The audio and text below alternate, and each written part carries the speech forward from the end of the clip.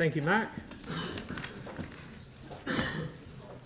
Right, we have had our 5-minute debate. We have voted on all the amendments. So we know which ones are on recommendation 2. So we now vote, because we'd already moved and seconded recommendation 2. It's just got all the other stuff added to it now.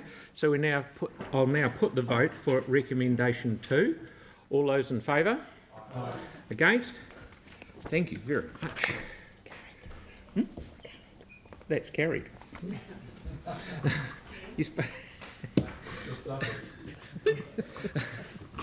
Okay, so now we are voting on the whole, we're going to talk about the whole thing. Recommendation is on the separate sheet. Yeah, we will now adopt the remaining... So before you go, Mayor, I think we're just going to get a final update from the CFO. The latest one from Leah, thank you. Hot off the press. Leah, I haven't got it through. Oh, no. So I turned to work to go right around the loop and come back. We're just whilst we're doing that, we will now adopt the remaining recommendation, which includes adopting the consultation document. Has it arrived? And Leah's got the She's back. Latest. Good.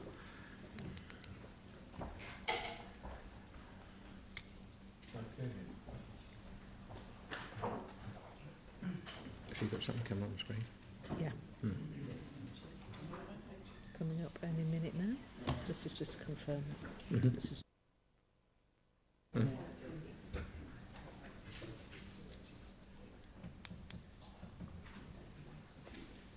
Are we there? Here we go. There we go. There we go. So we've just, excuse the formatting, this was done in 3 seconds by me. So this is now the impact of your decisions following the amendment. So the overall rates increase for existing ratepayers was $5.58, now it goes to $5.68. The impact on the average residential ratepayer was $5.68, now goes to $5.79. Average business model ratepayer was $5.76 and goes to $5.83.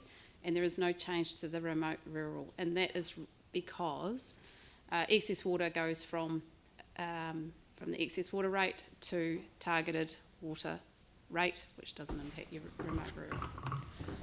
That means the average house, from a household point of view, will be an extra $183 a year, or 5.79, or $3.52 a week, and the average business is $17.28 a week, or 5.83. And I haven't given you the table for remote rural. Thank you, Leah. Thank you very much for doing that over our lunch break. Thank you, Leah. Very good indeed. Okay, so I will move this, which is in front of me. I just need a seconder, who is going to be Kelly. So we don't need to talk about it anymore, but we can have our debate, or our closing speeches, and or whatever you want to call it. Now, I know how much Pauline likes going first, so we'll start with Sam. Cool. I don't need to speak very long, other than to say, if you think about where we started with this, 14.6 at the beginning of this sort of process, it was quite alarming. But I just really wanted to thank Dawn, Leah, Russell and the team who have managed to pull this down. We had Dawn, Leah and I had a really good conversation when they'd come back after the Christmas break, and we had quite a frank one around actually how we need to pull some more levers to bring this number down. And I guess that's sort of the point. If you think back through how the election sort of played out, and talking about rating and how we go about things, my view was always very much that actually people like Dawn and Leah are really competent in this space, and actually we need to empower them to go and find the savings, pull the levers they can, and do it. So while we didn't look at levels of service or things like that, actually we've been able to do enough to drag it down to not far off the LTP. Which is a bit of a start, but I think probably what we really need to hear from people over the next couple of months, or certainly from the 10th of March to the 10th of April, is not only about what they do want, but what they don't want. So it's really difficult if the community don't tell us what stuff they want us to stop spending on to actually make some changes. So look, I just do want to acknowledge the team who have done a lot of work, but also to thank council colleagues who have worked in a really, I think, constructive way together over this process.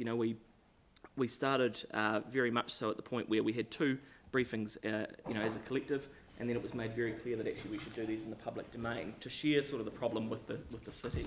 Interest rates, inflation, and the like, and insurance are always going to be a problem, but we've managed to get it to a good point. So, I think not only that, just acknowledge Peter Ryan and his team who have been able to pull this together as well. They're sort of the plumber, so to speak, of all of it. But actually, we've got to a good point where there has been what I hope is hopefully minimal changes between now and when we strike the rate.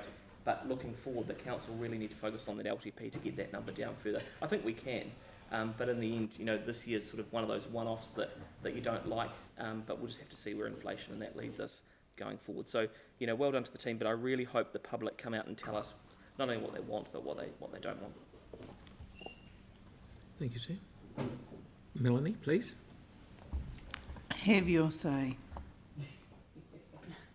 Been there, done it, right. Tyrone.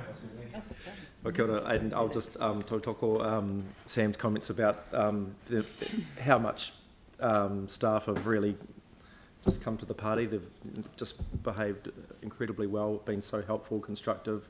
The whole process, this is my first annual plan process, and so I don't know what any of them were like before, but from my point of view, it's been really constructive. I think, we've all got different views on things, but it's been really respectful the way that the whole process has been carried out. I think we've been really keen to listen to staff, and Sam said it earlier that he was actually changing his mind on things just as debate progressed, because we are genuinely keeping an open mind and just trying to come to constructive conclusions for the people of the city. And so that's really good, and that's something that I want to be a part of, and I'm really looking forward to echo Melanie's comments for the public to have your say, and I really want to just hear what they have got to say and figure out how we can make the city even better. Cheers. Thank you, Sarah. Kia ora. As a council, it is not just our job to bring rates down. It's our job to future-proof the city for the next 30, 50 and 100 years. And that's what's the driver to only focus on rates and bringing rates down is what has led across the country to an enormous underinvestment in our infrastructure over the last 30 to 50 years. We have seen this annual plan and last week how difficult it is to choose between different but worthy projects in all of our communities and across the city. Climate change is here, and we have a lot of both mitigation and adaptation to do. And it's clear that if we don't reduce our emissions, the impacts will be beyond our ability to adapt. That is clear. While our emissions as a city and as a country are small in comparison to some of the major countries, the other 99 countries that make up the 100 smallest countries with their emissions, between them have 33% of global emissions. Everyone needs to do their fair share to reduce emissions if we are to reduce the impact of climate change and leave a livable planet for our children. We need to find a way as a council to increase what we do rather than limiting what we do to drive rates down. We need to work out how we can deliver more of the projects that are going to be coming our way. We need more infrastructure to provide people with options to reduce their emissions. And as the adaptation plans start coming to council, we are going to need funding so that we can enable our communities to adapt to climate change over time as well. That doesn't happen simply by driving rates down. Yes, we need to spend our money wisely and efficiently. We need to be able to have the information to prioritise projects over time, and we need to look at our levels of service. But simply focusing on rates means that we will leave our city in a worse place and not a better one. Thanks, Sarah. Kia ora. I'm going to be pretty quick, and I don't want to take away from the mana that Sarah just gave in her speech, which was really good, and I second that. I just want to give a shout out to Aaron and Sammy. I still love you guys, and being a first-time elected member in an annual plan, it's actually been a really enjoyable occasion for me. I've heard that the previous ones have gone a little bit differently, so it's really nice to know that we've got a council that works together, even though we sit on different ends of the spectrum and sometimes in some decisions. So I really appreciate staff for all the work that they've done and providing me with all of the information I need to be able to make sound decisions. That's pretty much me in a nutshell, so thanks a lot to staff, and love you, Sammy. Thank you. Mark? Kia ora. Great to see such good, aroha and love around the table. Really pleased with where we've landed, although to say that we've, got the rates level increase low enough, I don't think it'll ever be the case. But hey, we've done a pretty good job, and thank you to staff and my colleagues for all the work we've done together to get this where it is, and truly appreciate that. Just really hope that the community now, as we go out to them with this consultation, will jump in there and really do let us know, if you'd like any fine tuning done or know what your priorities are. We as a council, we need to hear what you want and what you need. And it was good to see earlier a win for my suburb with the inclusion of a long overdue project, and I'm sure there's lots of those long overdue projects all around town. So going through the long-term plan process later this year and into next year is going to be fascinating to see what we come up with and decide there. But for this process we've just gone through, the annual plan, it's of course my first time here around the table, and it's been good to see the process at work, and good to see the teamwork that we've all shown, where issue by issue we can sort of move our votes to where we need to support each other and support our communities. And that's the end of the day. We all took the same oath, and we're here to serve the people of Christchurch, and everything we do needs to be in that vein. So well done, team, and let's hope we get some really good consultation and feedback with the Have Your Say as the community lets us know. Thank you. Very good. Celeste? I just wanted to echo everything that's been said so far. I think it's been a pretty good discussion overall. And, I think I really want to sort of speak to Councillor Templeton's point around it is important to keep rates low. I understand that the burden is disproportionately falling on some of our poorer neighbourhoods. So I think, that is important. But I also want to make sure, and I think possibly there has been some missed opportunities here, to make sure that we keep a climate and equity lens on some of the projects that we are prioritising. So I'm looking forward to hearing from the community on their views, because we're handing this process over now to the community to hear their feedback. And I'm looking forward to being guided by what they would like to see in this draft annual plan. So, thanks everyone for their contributions. Yanni? Yeah, thank you. I too want to acknowledge the work that staff and the organisation have done to get us to this point. Obviously, it was very concerning when we were first briefed on this. I would hope that, and I think what we've seen by having some public workshops around the rates increases and what the challenges are, that actually is a much better approach to be fully open and transparent. And I guess my plea is that we do that from the start, not midway through the process after things have been leaked to the media. And I just can't see what the harm is by being open and transparent from the start rather than just halfway through. So hopefully we can just kind of reflect on the benefit of being open and transparent. I think one of the concerns I do have in terms of the consultation document is that it's actually still very, very hard for the public to read and understand the changes that are being proposed, particularly around the capital program. I mean, I've had a discussion with staff, and I just make a plea, can we find a way to present the information in an easy to understand way that doesn't mean you have to cross-reference 3 different schedules to understand what the actual change is going to be. I don't agree with everything that's in this document by any stretch of the imagination. The things I find disappointing are we're deferring the major cycleways. We're still faced with a huge challenge in the east in terms of earthquake repairs to our basic infrastructure that is languishing at the expense of our continued gold plating of the central city around streets that are in really good condition, that are having nice glossy makeovers, when I've still got footpaths and gutters and curbs and channels that are full of stagnant water, attracting mosquitoes and not being able to drain. And every time it rains, it creates a nuisance for people. So I hope that we hear from the community around what their priorities are. I'm also realistic that although we have deferred the funding or rephased the funding for the organics plants to be relocated, I hope that we will give a greater priority to addressing it, particularly with the non-compliances that it's had over the recent few months. There's clearly an issue there that needs to be addressed a lot more urgently than what we're currently planning in terms of our rephasing, but I accept that staff have said if we can do it sooner, we'll bring forward the budget to help. So, I'm reassured by that. And the final point I just wanted to make is that, the whole way in which we do revaluations, I think we need to spend a bit more time on.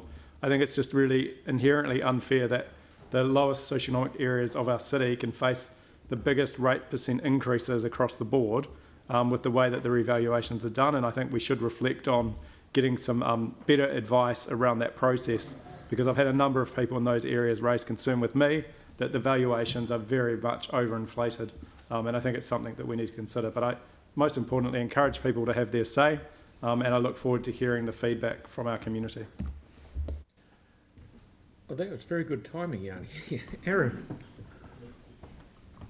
Yeah, well, where to start? There's been a few good points raised already. I think it is, given the position we were in last year, looking at the usual rate increase of double the rate or triple the rate of inflation, I'd just like to say that this is the first year in, I think, 15 odd, that we've actually come in with a rate increase below the rate of inflation, which I think is worth a wee applause and a bit of a celebration. Yeah. Now, back to the serious stuff. We started this under the guise of a cost of living crisis, so I think we should have gone a lot further in our looking to reduce costs. And the capital program, the fact that we're still going to aim to deliver one right on the edge of what we can deliver, I think doesn't really look seriously at the cost of living crisis, although crisis is a very common word these days, it gets used all the time.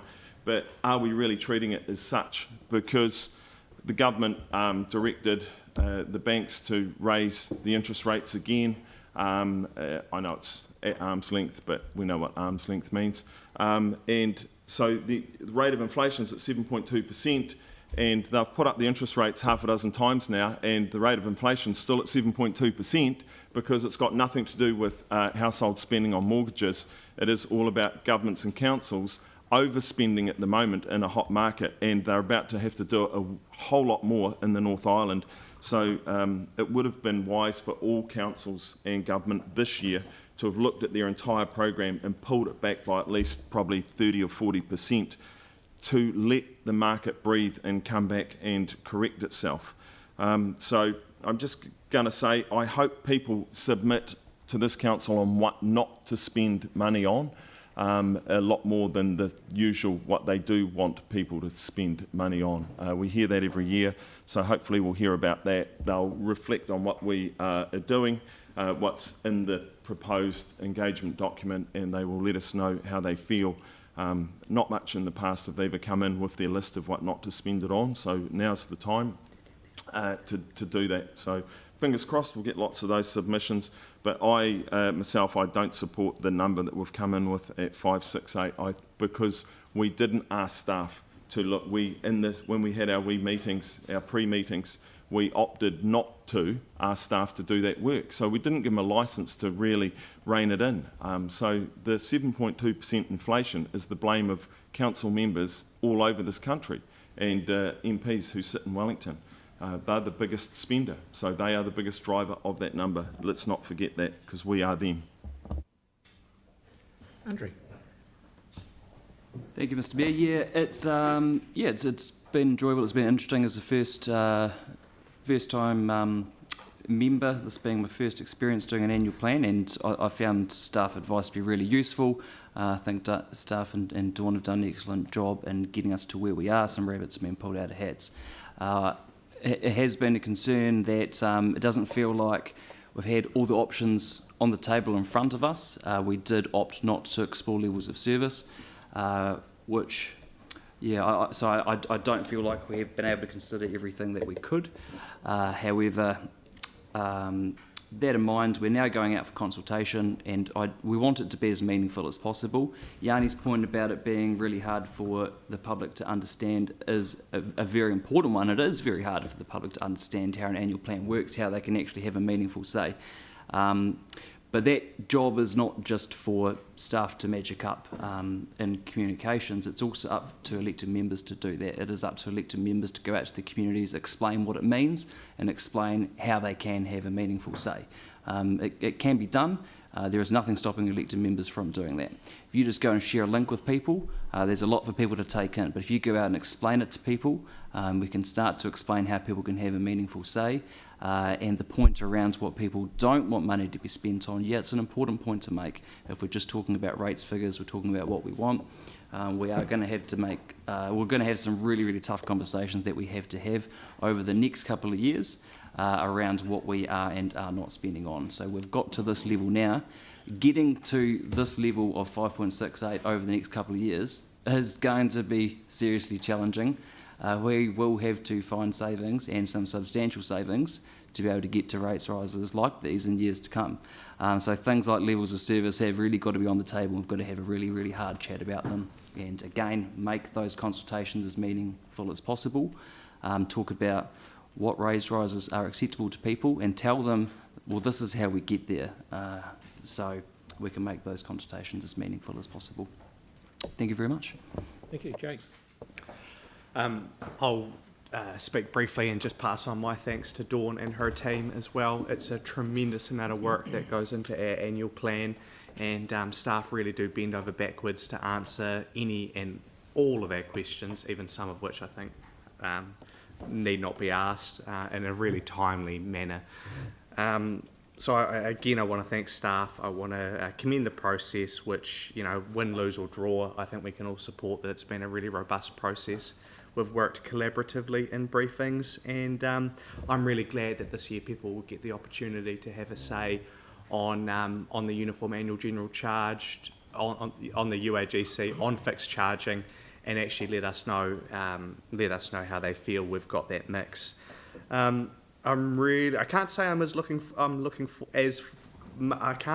forward as much to the debate on water charging, but we'll deal with it when it comes. It's been really good to see some new councillors, raise some issues that are important to them as well. Deliverability is an issue that we are really struggling with at the moment, and while some have chosen to accept that and some have not, I think actually that injection of government cash has allowed us to progress with some really meaningful projects, particularly in the climate change space, that we otherwise probably wouldn't have had the appetite to pursue. All that being said, I'm really looking forward to the LTP process next year. It's really the annual plan on steroids, and we can really get into the detail of levels of service and everything like that. And over and out. Kelly, please. Thank you, Phil. I too want to commend staff on their patience with going through this process. Must be a bit frustrating for the times, but that's our job is to suggest all sorts of different things and for them to patiently answer them. So thank you for that.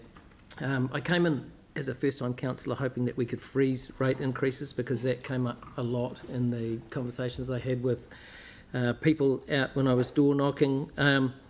And like Sam said, where we started, 14.6 was, outrageous, and I was kind of horrified.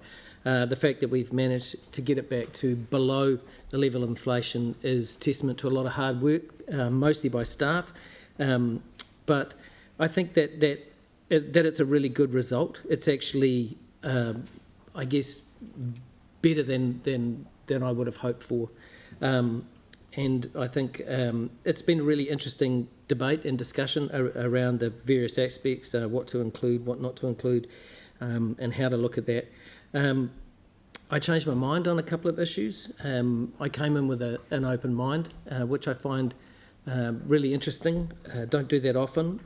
And really that was due to the quality of the debate. Why are you laughing over there? It's not just over there. Thanks, Tim. I guess that's you know, the most important thing is to lay it all out before the public and let them to decide. At the end of the day, democracy is what we're all about, and we need to hear from them and hear what their opinions are, and then that's all we can do. Thanks. Thank you, Tim. Thank you, I've already thanked Dawn and her team. I don't think anyone outside here can really understand the work that's been done, going from double figures down to where we have. So it's outstanding work, so congratulations to you. Key here is it's a draft annual plan, and I'm really looking forward to hearing from our public. But the most important part of that process is actually listening to our public and what their wants are, what they don't want. And we seem to be in a time where people have a short wick, are angry, jump on the keyboard, and if you're a public servant, whether in local or central government, you seem to be a target, disrespected, and councillors at times too. That's part of our job. It shouldn't be, but you know, we are the ones that should stand up and stand on the parapet and take the hits for the team. But I do hope that when we hear of the wants and the what's not wanted, that it is done with empathy and respect of other communities, because we have a number of communities that make up this wonderful city of Ōtautahi Christchurch. They all have different needs and wants, but they all should be respected. So I'm really looking forward to what we hear back from our public in this, and see what happens. Thank you. Thank you, Victoria. Kia ora, thank you. Likewise, I'd like to thank the staff for the significant time and their effort, and also their patience on this annual plan. As a first-time councillor on annual plan, there's a lot to get your head around. I also want to thank my colleagues for addressing matters respectfully, and I've enjoyed this collaborative approach to this year's annual plan. I'd also like to thank my colleagues for supporting my amendment, which really is a step in the right direction for the Papanui and Herwood communities, and I think it also recognises the strong mandate that Councillor Kewen and I have from our respective communities. There's no denying that our starting point pre-Christmas was 14.6%, and that is unpalatable. And I recognise that it has been a combined effort, and staff have used all manner of creative ways to get us to where we are today and to cut the cloth. I'm not entirely happy with all of the rephrasing in the Papanui ward, with some of the projects being pushed out, and I recognise that locals and the former councillor for Papanui worked really hard to progress some of those matters. Just a reminder that those projects haven't been cancelled, the money's still allocated, the projects will still be completed, just with a delayed start. I think today, essentially, we've argued around the margins, but notwithstanding, I recognise that for many people, even this rate increase is still going to be impacting them negatively in many respects. And like a couple of my fellow councillors, it was my preference to explore other ways of reducing costs. I wanted to look for additional savings within service, and we debated this prior to Christmas, and the motion was lost. So I really can't sit here today with my hand on my heart and say that we left no stone unturned, because that rock actually didn't get turned. We didn't get a chance to look under that. And even though it may have only been minor, I think that every little bit counts. Recognising these are challenging times, the world's changed considerably in recent years, and there's significant external forces at play. So those are all factors beyond our control. So what we're left with today is undeniably a compromise. And like my fellow councillors, I'm encouraging the public, please, to have your say. Please engage with the process. If you think we've got it right, please tell us. If you think we're overspending or underspending on things that are really important to you, please tell us. That's my main message, because we are listening and we genuinely want to work with the public of Christchurch to do better, to deliver better for the people of Christchurch. Thank you. Thank you, Victoria. James. Thank you, Phil. Look, the environment that we're in, you know, sees labour shortages, supply chain disruption, high interest rates, a CPI that's above 7%, and building inflation, which is more than double that figure again. So when you're in the business of providing services to people and have an annual capital program that's in the order of hundreds upon hundreds of millions of dollars, these factors hit us harder than most. It hits everyone hard, but we're really susceptible to that. So for me, you know, a draft annual plan that's lower than CPI is quite extraordinary, and you know, I don't think that that anyone should lose sight of that. But so it should be, because I think we do need to lead from the front. We need to do things differently. We need to cut expenditure, and we need to keep that pressure on. That's what our community expects of us, and I think we should expect that from ourselves. My view is, though, that the real work's going to take place in the long-term plan. An annual plan, please remember, is just the variations or the amendments to the long-term plan. So you can make tweaks here and there, but inherently you're limited in what you're going to be able to do through this process. That being said, this is a good start point given the environment that we're in, and I know it's been said by others, but it needs to be said again that I really do want to acknowledge Dawn, Leah, Lynn, Mary, Helen, Peter, all of the team here, because they've worked vast hours to put us in a position to be able to have some intelligent conversations and make some hard decisions. Like I said, though, there's going to be harder decisions and gnarly issues to tackle next year in the long-term plan, and that's, in my view, where the real rubber will hit the road. But to kind of reiterate, what I started with here, that we were staring down the barrel of a 14% rates rise with all things remaining equal, given the unexpected situation that we've found ourselves in, along with the rest of our ratepayers. But it does hit us harder than most, given our size and scale. And collectively, we've managed to shave off almost 9% to consult on an average rates rise of 5.68%. And that is with a consumer price index of 7.2%. So I commend all the work that's been done from my colleagues and from staff, and look forward to hearing what our residents have to say. The only thing that I did want to add I've got 30 seconds left, is that I would draw attention to the likes of the UAGC, because I think it's a bit of a cheap shot to think that making tweaks there is going to be the silver bullet. It most certainly isn't. I think that's a distraction for what those bigger issues are, because the one thing I can tell you is that tweaking with the UAGC is not going to be the silver bullet to solving our underlying issues that we do need to solve collectively as a council. But thank you to all for the way that we've worked. Thank you to staff for the process that we've gone through. And I really look forward to hearing from our residents now as we go out to consultation. Thanks. Pauline. Great. Hey, listen, a lot of it's been said, but the Q&A today has clearly explained to us how this annual plan is not all about money. Even if there is funding available for a project, there could well be, and in fact it's quite likely that there would be, a deliverability issue around availability of expert staff such as engineers and designers, etc.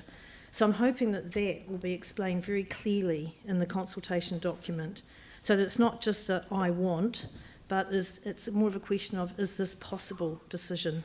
So I think people need to be aware of that. About the excess water, as I said before, to me it's deja vu all over again when we've consulted twice and we've been given a clear steer of support. We've not even given this a chance to bed in. We know also that there's already a 10% savings, which allows work on our infrastructure, but we haven't given homeowners and occupiers a chance to adopt practices to conserve, such as even using mulch, etc. And improving our infrastructure is part of our journey to get the chlorine out, so I really hope people consider that when they give us their feedback. Regarding the Capital Endowment Fund, I'm concerned about using $1 million of the $1.3 million next year to save 0.16% of rates. It's a great idea, but it only leaves $547,000 for the 23-24 for applications when it should be over $1 million. So I've suggested a compromise option, and I look forward to the response from ratepayers. If they're generally okay with using that from the Capital Endowment Fund, well then I'm okay with that too. Everyone has already thanked Dawn and staff, so I will follow suit and thank Dawn and the staff for the hours and hours, and also for everybody around this table. We've put in hours and hours of work too, and discussions that have gone into this. We've been addressing the challenges of finding the balance between continuing to deliver services that the people of Christchurch expect while keeping debt and rates as low as possible. And I think that we've done this really competently. So it's now for the people of Christchurch to tell us if they agree with our compromises, and hopefully they will use a citywide view as part of their response. Think of what's best for Christchurch. We've landed on a 5.68%, or if the Capital Endowment Plan B is adopted, that would be 5.76% increase. And we've seen a lot of work and compromises made. So I think that's an amazing outcome, and I'd just like to finish by re-quoting from the famous wordsmith Melanie Coker: "Have your say." I didn't mention fingers. All good, thank you. Well, here we all are after a good day.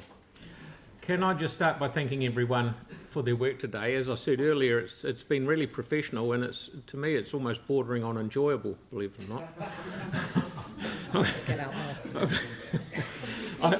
I really want to make a point of thanking Dawn, Lynn, Leah, and the rest of the ELT and the wider team who have worked on getting us to this point. And a special mention to Lynette, who always seems to get more than a fair share of amendments.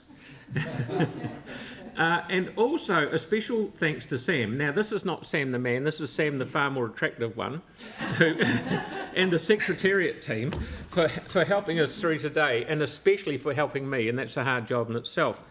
From my perspective, your guidance has been invaluable. You have all put in tireless hours over many months to achieve the result we have. It has not been easy. To new councillors, if you think this annual plan process was a lot of work, you haven't lived. Prepare yourselves for the long-term plan, and as Jake said, it's the annual plan on steroids. Looking at our draft annual plan, I'm especially happy to see the inclusion of the roving maintenance crews as in this proposal. It's something I strongly believe in, and I'm convinced it will help us get a better result for the community. I'm also happy to see our rates rise remaining below the rate of inflation when few other councils have managed to do that. I'm also happy to see the approach shown by staff in the vacancy strategy used to further keep the costs on households down. Also, I'm happy to see the amendments passed today, especially the changes in New Brighton Mall, consulting on excess water charges and supporting local councillors to work with the community on the Wheels to Wing cycleway. Now it's up for the people to speak, so today I'm in fully of support of sending out our draft plan for our community to have their say, and I really encourage them to put their views in because we need them to give us a steer. Can I thank everyone once again for their work today, and I look forward to hearing from people over the next few months. Thank you very much. And with that, I will move recommendations 3 to 6, which are on the screen above my head. All those in favour? You need a seconder. And Aaron was the seconder. Thanks, Sam. No, I just had a question. Where's the rates number in what we're moving? Normally, I thought we could normally see it. 4, 5 point. Where's she gone? Doesn't it go in here now? Earlier. It's in there. Okay. Sorry, who seconded it? You, yeah. Aaron did. Yeah, okay. So everyone said aye. Anyone against? This is absolutely marvellous day, Dawn. It is. So that is carried. Yes. Yeah. We can only go one from here. Don't say that, please. We will now thank you. We will now reinstate standing orders. I will move it and Pauline will second it. All those in favour? Aye. Against? Thank you. And we have the karakia. Yeah. Kia whakaia te tapu, kia wātia ai te ara, kia tūruki whakatata ai, kia tūruki whakatata ai, haumie hui tai. I declare the meeting closed. Thank you very much.